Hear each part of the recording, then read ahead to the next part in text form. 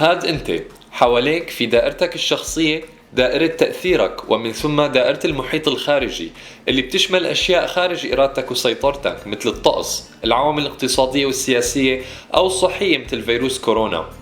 أنت فيك تكون شخصية تفاعلية وتشتكي من الوضع وتتذمر، أو أنك تتقبل محيطك الخارجي لأنك بتعرف أنه ما فيك تغيره وتشتغل على توسيع دائرة التأثير تبعك وتحاول تستغل الفرص. لنفترض شخص بيصنع وبيبيع أدوات إلكترونية، بدل ما يشتكي إنه الاقتصاد تعبان أو إنه الزباين ما فهمانين بالإلكترونيات وما بيشتروا غير التجاري، صار هذا الشخص يغير من منتجاته حتى يواكب متطلبات الزباين. العادة الأولى: خليك مبادر. مسار حياتك مكون من خياراتك أثناء رحلتك بهالدنيا. شو هو المقياس اللي على أساسه بتقوم بالاختيار؟ وجود هدف بحياتك وصورة تخيلية للنهاية بيساعدك تمشي بحياتك اليومية وتتجه لهدفك. حكينا عن موضوع تحديد هدفك لحالك بسلسلة ما هو مشروع حياتك. شو بتحب الناس تحكي عنك يوم جنازتك؟ العادة الثانية: ابدأ من النهاية. لابد انك تنظم أولوياتك وتفرز أفعالك اليومية ضمن هذا الجدول. الأمور العاجلة والضرورية مثل امتحان أو مشروع لازم تسلمه، هاي أمور عليك إنك تسويها بأسرع وقت ممكن وتخلي هالخانة فاضية. الأمور المهمة لكن غير العاجلة مثل التخطيط أو بناء علاقات عامة، هي الأمور الاستراتيجية اللي هي أهم شيء ولازم تفضيلها وقت.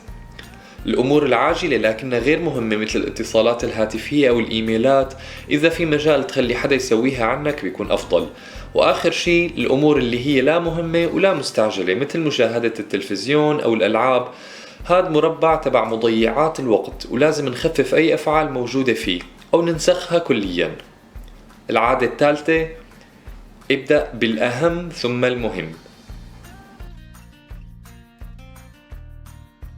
مو كل شي بالدنيا مبني على التنافس. لحتى أنا أربح وأنجح ما ضروري شخص بالمقابل يخسر ويفشل، بالعكس لازم ندور على طريقة تنفع جميع الأطراف. فالأشخاص الناجحة تبحث عن نجاح الآخرين. العادة الرابعة: فكر بالمنفعة المتبادلة.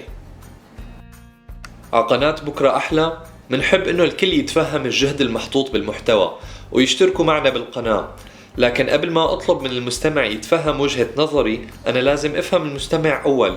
هل يا ترى كلامي بيضيف أي قيمة عند المستمع؟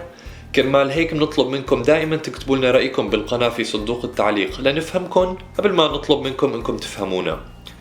العادة الخامسة: افهم جليسك لكي يفهمك. تخيل إنه شخصين بدهم يحوشوا فواكه من شجرة، بس الثمار مرتفعة وأعلى من طول كلا الشخصين، لكن لو واحد حمل الثاني على كتفه ممكن يحوشوا الفاكهة ويتقاسموها، وبهالحالة بيكون مجموع جهد الشخصين مجتمعين أكبر من مجموع الجهد الفردي لنفس الشخصين. العادة السادسة: ابحث عن فرص للتعاون.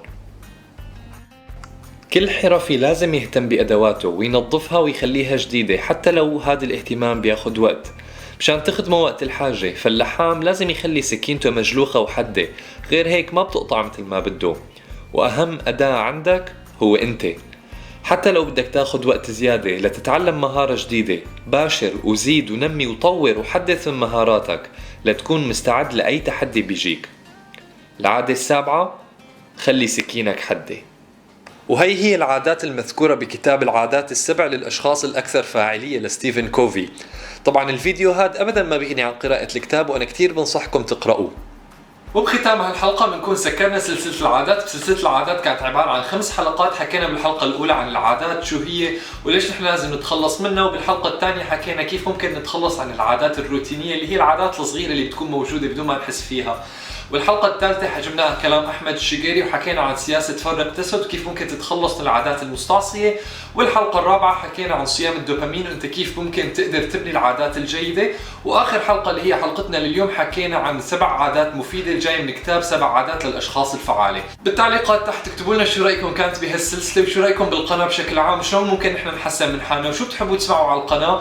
ولا تنسوا تشتركوا معنا بالقناة، هذا الشيء كثير بيحفزنا نحن حتى نقدر نكمل ونمشي لقدام. وإن شاء الله بنشوفكم الأربعاء الجاي. يعطيكم العافية. السلام عليكم.